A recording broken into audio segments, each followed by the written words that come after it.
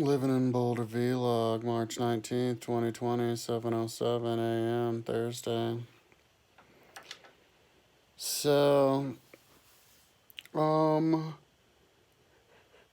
I got to sleep yesterday morning, and then when I got up at like 4:30 in the afternoon, I got a message on my phone, and it was a People's Clinic. They had my Advair inhaler ready for me to go pick up, but they said they were open until 4:30, so I have to wait till today.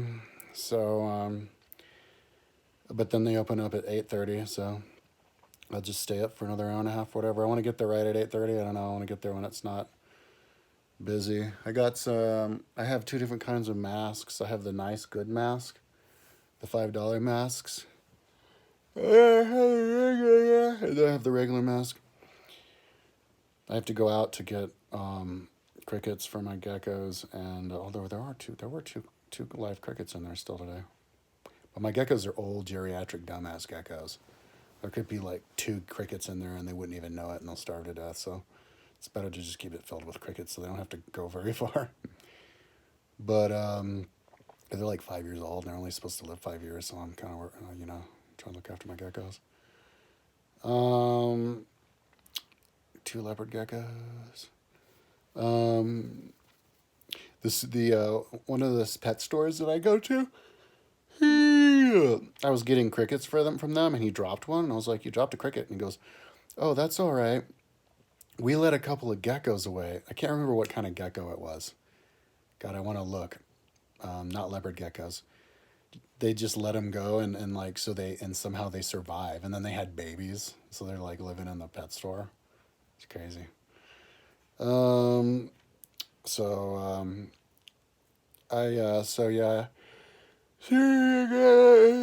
Got to, then I went over to my mother's house and hung out with her because I don't think I got coronavirus, so I can hang out with her. I'm quarantining myself. I'm not an outs and aboutser. In fact, she was out and about yesterday. She did three errands. I was like, "Bitch, you out and about?"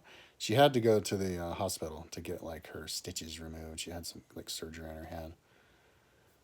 But yeah, and then came back here. And I went over there to pick up my masks, and then I came back here and I was working on. So okay, so what I was doing, same thing as before. I think I was even having to down. In fact, I think I just did now downloading books to fill up my collection that I had, like the different chapters within the books that I had, and what else? Um,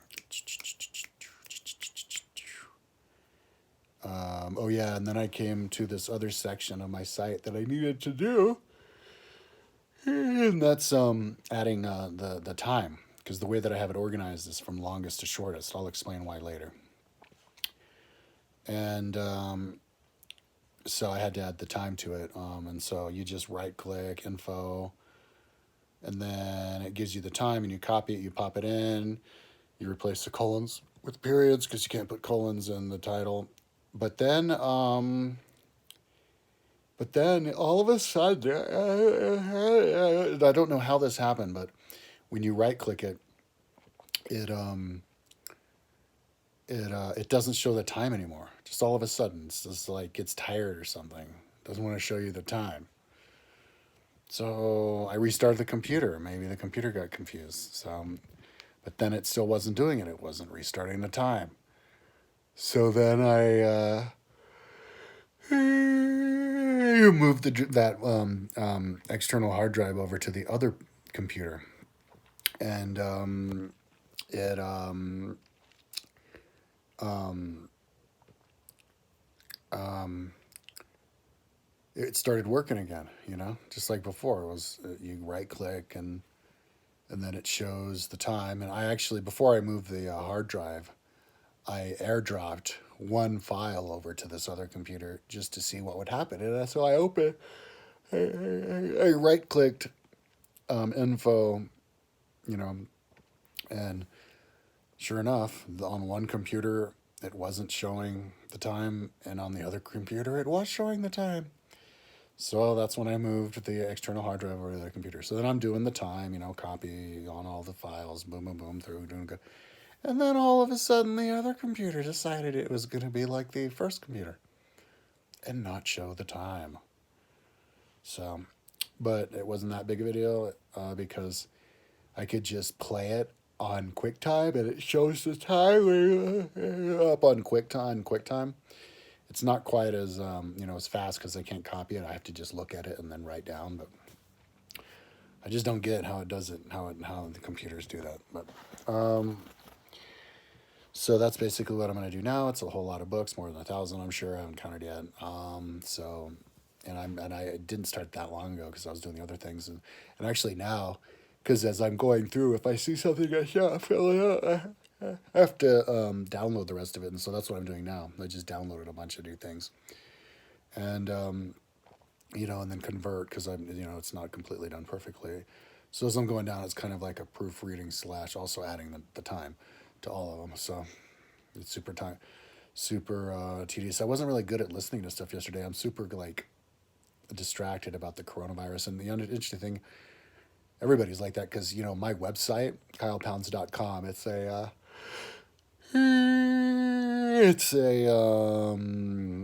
it was so funny, dude. I did a video, the last video that I did, hopefully I get back on track, but on my main channel was how I was just randomly started looking at Google Analytics one day, because sometimes I do that just to see how many people on my site, and it was like, there are 1,000 people on your site. I was like, 1,000 people? What the fuck? There's usually like a couple hundred.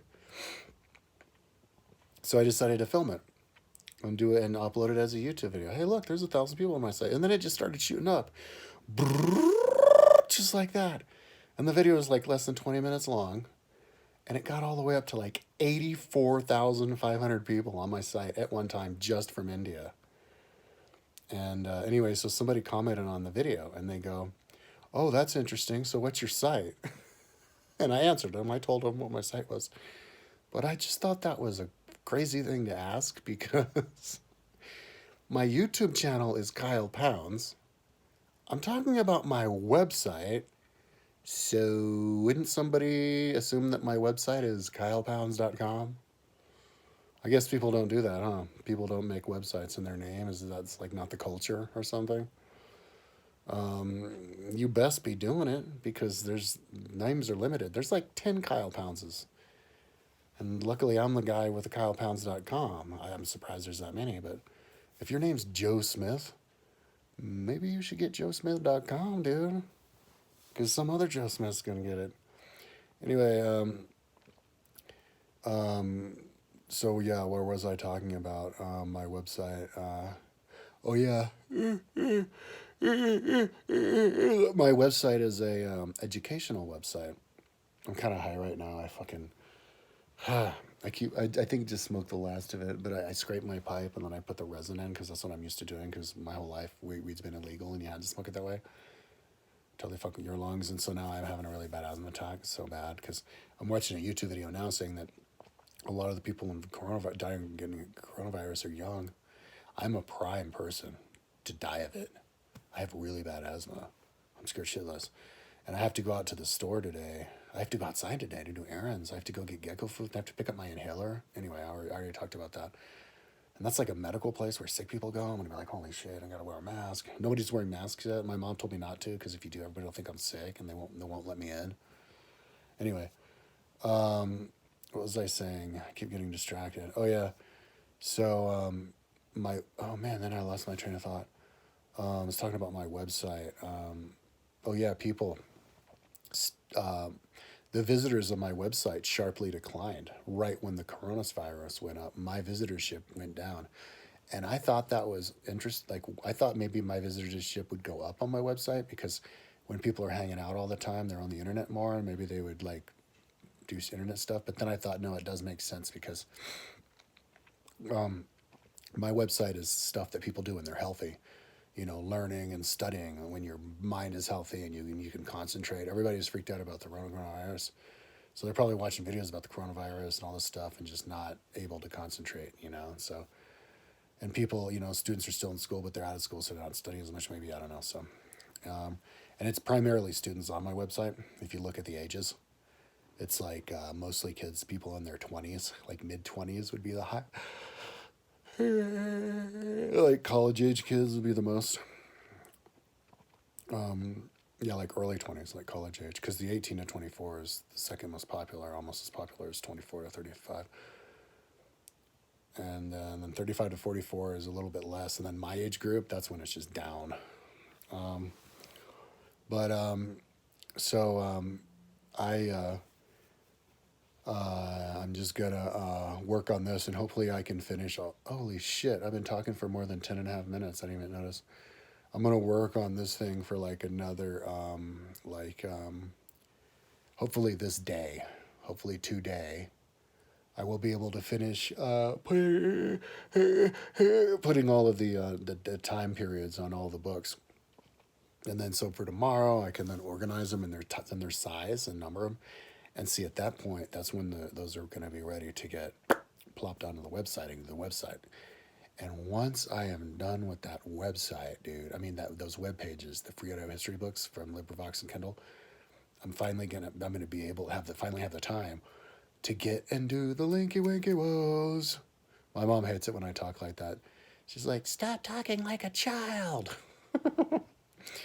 I can do the links on my website, on all the pages. Oh, so today what I was listening to was the Trilateral Commission book a bunch of times, and I want to keep listening to it. Crisis of Democracy, it's on my website. And they mentioned a historian. They mentioned, I think it was Alexander Hamilton in the Federalist Papers, and so I was like, bingo! Because now I can go in here and I can include it to the Trilateral Commission. Even those guys are referencing. I want to write a book. Like I want to turn my website basically into a book, a very short book, because it only takes up the words that would take up the center of a screen with all of the educational links surrounding it. So it can't take up too much space, because the pages are primarily for the links. But then I have a lot of those pages, so I can write little blurbs all over the place. And so in the book that I'm going to write, I want to just basically it be super densely packed, just like a Montesquieu book. Laws.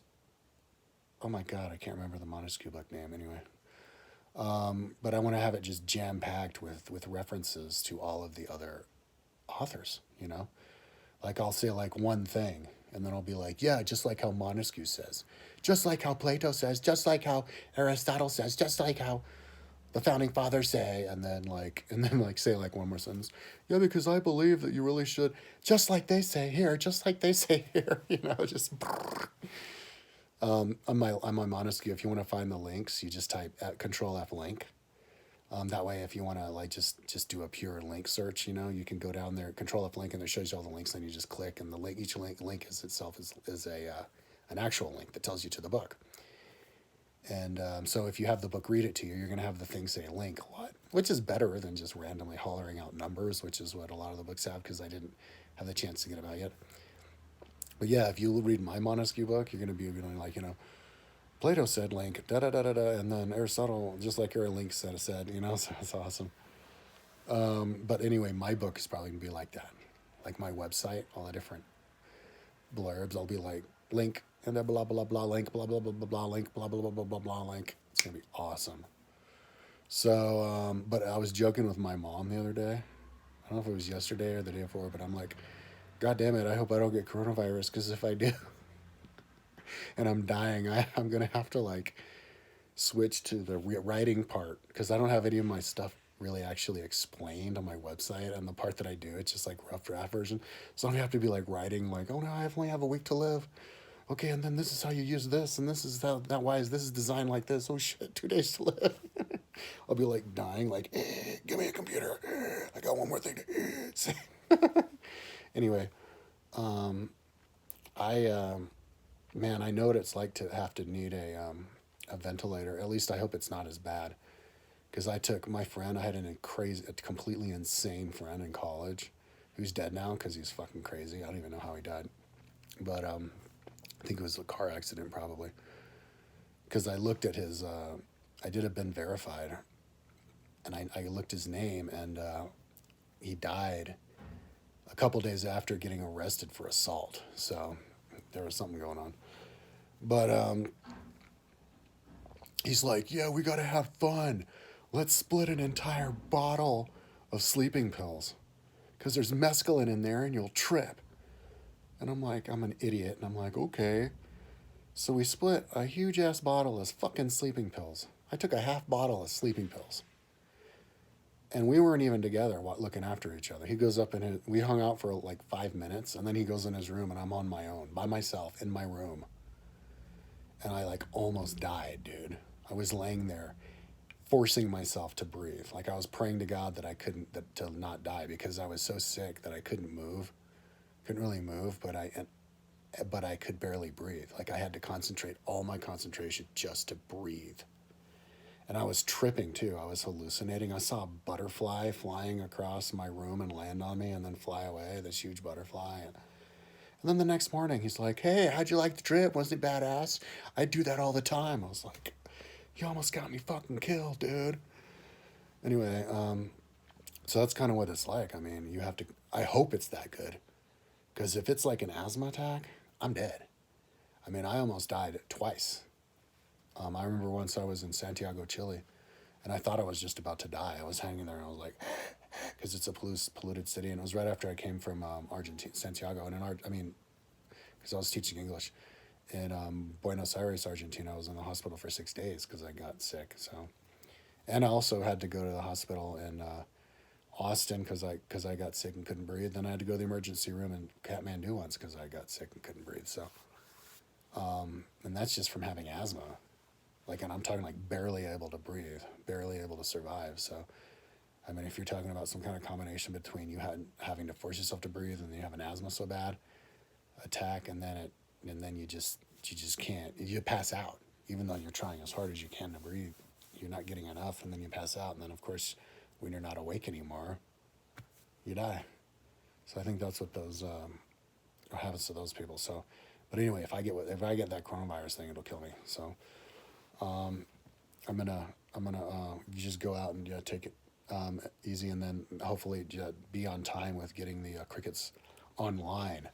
I usually get crickets online, or I've been getting crickets online, but I haven't been responsible enough, and then it takes too long, and I don't want to die, so I go to the store, because I like.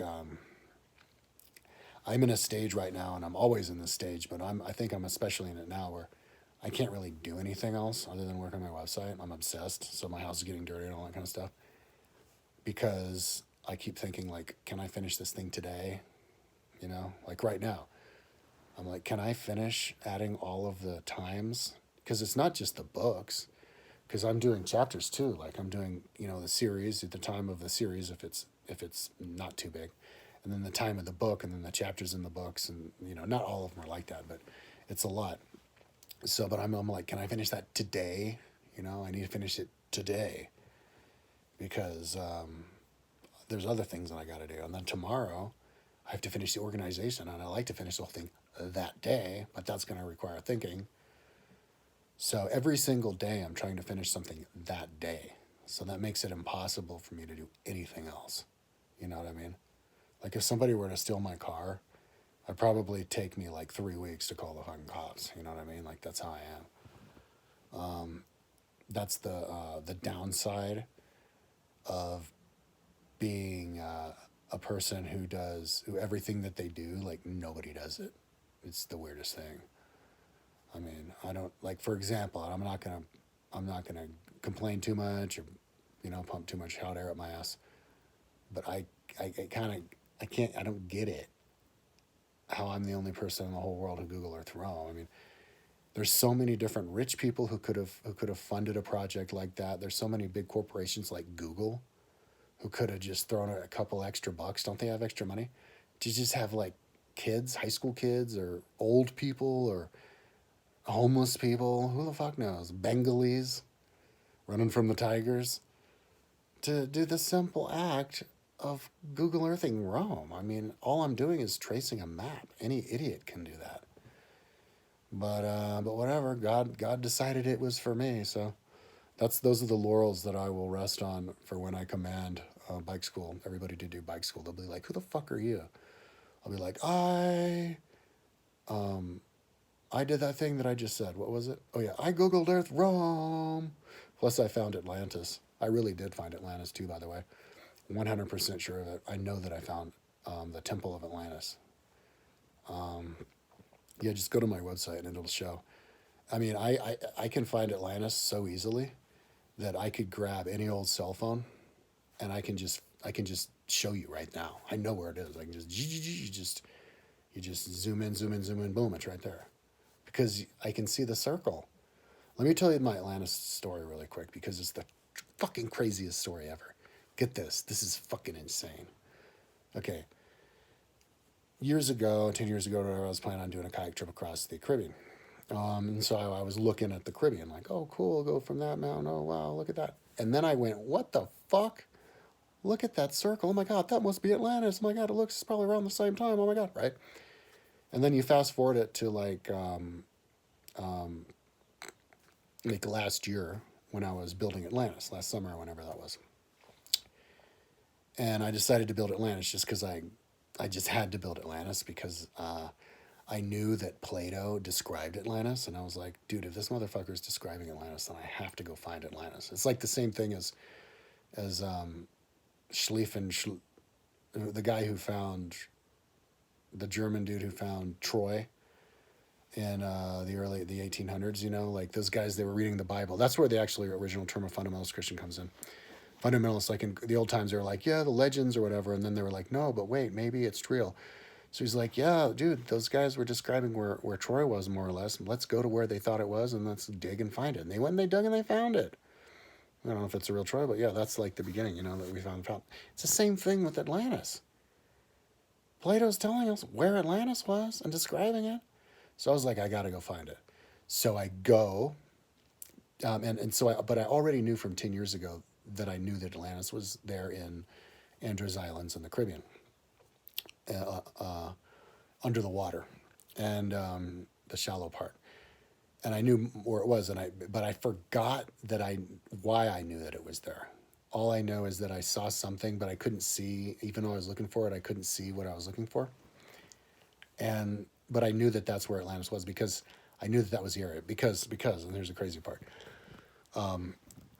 Plato says that Atlantis is 550 kilometers long, which was like 125 stadia long by 250 stadia. I can't remember exactly what he said, but But Plato said, the island of it. He told us the size of the island of Atlantis. So whenever I see people like, some guy was like, oh yeah, that's Atlantis. Oh, that's Atlantis. It's like, dude, that's not the size that Plato said it was. Listen to Plato, dude. Plato. Hello, Plato.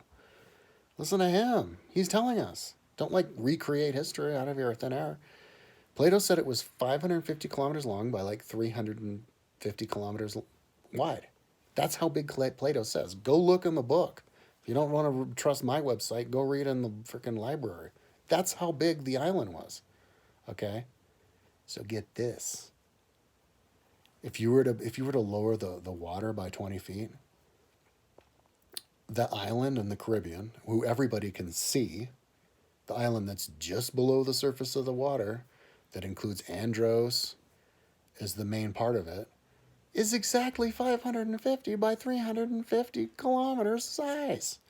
If you go to my website and you download the Atlantis file, you'll see the lines that I made. Those are the lines that Plato made. I didn't make those size of those lines. That's Plato's size. And I superimposed it on that island, and you can see it's the same exact size. So that's Atlantis, dude, because Plato says it's Atlantis. Plato said it was beyond the parallels of Hercules, out into the sea, past Straits of Gibraltar. That's where that island is. If you were to be on a boat and you were to go past the Strait of Gibraltar and not take a left or a right, because he didn't say anything about taking a left or right. He said pass in the sea, past the Strait of Gibraltar. You go past the Strait of Gibraltar, you sail for 3 weeks, boom, you'll bump right into the island. The island that Christopher Columbus landed on was fucking Atlantis. It was right there. He crashed into Atlantis. So then I looked at it and I said, okay, well, I remember it was there, but then I said, if there was a capital city, where would they put it? You know, if they specifically chose that island, because in those times they had giant animals who would hunt humans, so that it would totally obvious that you would have the most highest civilization on an island where they can't get you. England and Ireland were probably really advanced too, like that, and Japan. But because they're the same size as like a healthy sized kingdom magically, you know. But you can see that it's a horseshoe shaped island. So I said, oh, of course, the city would be located then at the bottom of the horseshoe, so that they could use that inner bay as like an inner sea that's protected. And if anybody tried to go in with a sea fleet, try to go and attack them, they could use artillery from either side, because it's kind of like a more or less narrow stretch to go in and attack and get the ships. It was just a perfectly defensible next to the sea, yet also in the heartland of all of the land.